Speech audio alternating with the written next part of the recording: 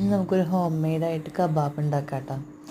ഡെജറിൻ്റെ അവിടെ കഴിക്കണതാണ്, അപ്പോൾ ഒന്ന് ട്രൈ ചെയ്യാമെന്ന് പറഞ്ഞിട്ട് വീട്ടിൽ തന്നെ ചെയ്യാനായിട്ട് വാങ്ങിച്ചതാണ്. ഇതിപ്പോൾ ഇത് ചൈനീസ് ക്യാബേജ് ആയിരുന്നു. അതൊരു 2-3 ലീഫ് മതിയാവും നമ്മുടെ വീട്ടിലുള്ള ആളുകൾക്കനുസരിച്ച്. പിന്നെ അത് ക്യാപ്സിക്കം, റെഡ് ക്യാപ്സിക്കമാണ്.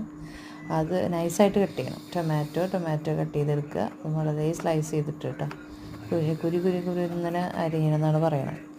അതരിഞ്ഞെടുക്കുക. പിന്നെ ചിക്കൻ ഞാൻ മുൻപ് തന്നെ ബ്രസ്റ്റ് പീസ് എടുത്ത് കട്ട് ചെയ്ത് ചെറിയൊന്ന് റോസ്റ്റ് ചെയ്ത് ഒന്ന് ഫ്രൈ ചെയ്തെടുത്തിട്ടൊന്ന് റോസ്റ്റാക്കി വെച്ചിട്ടുണ്ടായിരുന്നു. അതിൽ ജസ്റ്റ് ടൊമാറ്റോൻ്റെ കെച്ചപ്പ് ഒഴിച്ച് പെപ്പർ ഇട്ടിട്ട് മാറ്റി വെച്ചിട്ടുണ്ടായിരുന്നു. സാലഡിന് വേണ്ടിയിട്ടുള്ളതാണ്. അതിൻ്റെ ഇടയിൽ പിന്നെ ബ്രോക്കോളി അരിഞ്ഞിട്ടിട്ടുണ്ട്, അത് കാണുന്നില്ല. അതരിഞ്ഞ വീഡിയോ ഷൂട്ട് ചെയ്യാൻ മറന്നിട്ടുള്ളതാണ്. അത് കഴിഞ്ഞ് പിന്നെ തൊത്തില്ല എന്ന് പറഞ്ഞിട്ട് നമുക്ക് വാങ്ങിക്കാൻ കിട്ടും, സൂപ്പർ മാർക്കറ്റുകളിലൊക്കെ ഉണ്ടാവും. ഈ കോൺ കൊണ്ട് ഉണ്ടാക്കുന്നതാണ്, കോണാണ് അതിൻ്റെ മെയിൻ ഇത്. അങ്ങനെ അതെടുത്ത് ചപ്പാത്തി പോലെയാണ് ഇരിക്കുന്നത്, പക്ഷേ ടേസ്റ്റ് കുറച്ച് മാറ്റമുണ്ട്. അതിലോട്ട് ഈ ഫില്ലിങ് നിറച്ചതിന് ശേഷം മാറ്റി വയ്ക്കുകയാണ്. അത് മാറ്റി വെച്ച് ഞങ്ങളുടെ വീട്ടിലുള്ള കറക്റ്റ് മെമ്പേഴ്സിനുള്ളതാണ് കേട്ടോ അത് ഉണ്ടായത്. ഒരു പാക്കറ്റ് തൊത്തിലിൽ ഉണ്ടായത്. അത് കഴിഞ്ഞ് നമ്മൾ ഇതുപോലെ നോൺ സ്റ്റിക്ക് പാൻ ഉണ്ടാവുമല്ലോ, 2 നോൺ സ്റ്റിക്ക് പാൻ വേണം. അതാണ് ഇതിൻ്റെ ചെയ്യാനായിട്ട് ആകെ വേണ്ടത്.